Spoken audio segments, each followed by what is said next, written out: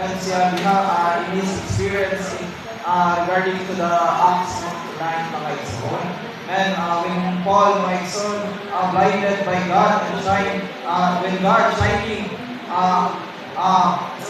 sa paghayag ni sa Ginoo ang Pablo mga igsoon, when Paul became blinded mga igsoon, that in his blinded there are things that he realized mga igsoon, and that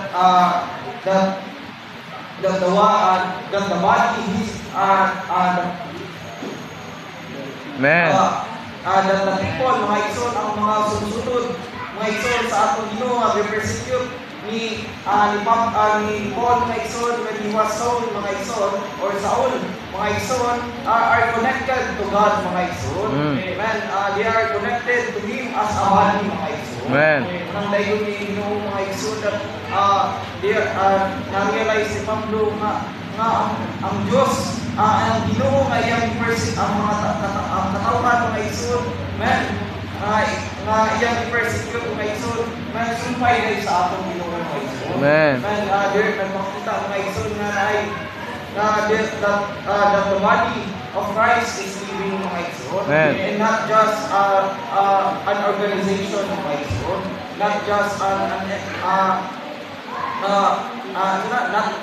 hindi lang siya mga building mga igsoon, or not just mga buhat mga igsoon sa gawas mga igsoon. Hindi mga igsoon ang persecute ni Paul are weak mga igsoon because Christ reacted mga igsoon when Paul persecuted the body mga igsoon.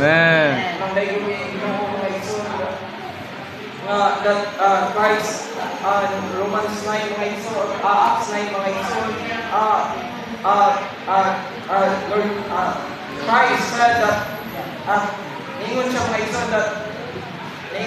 igsoon na why are you persecuting me? Nagpakita mga igsoon nagpakita ni mga igsoon na yun mga igsoon ang lawas sa atong nang dayon ni Ginoo mga igsoon nga ang atong Ginoo mga igsoon niya hindi siya dili sa kalibutan mga igsoon, dili man mga igsoon sa pagpadayon sa kasubuan mga igsoon. Kani mga igsoon sa Matthew Christ mga igsoon si Kristo mga igsoon i-trespass the law mga igsoon. Pinaagi sa pag-trespass niya sa Sabat mga igsoon. Gusto ipaamgo sa Ginoo kanato mga igsoon ang paginahanglan na pagkinabuhi tangan na kaniya mga igsoon dili gusto sa pamisan unsa ang mga balaod mga igsoon. Amen.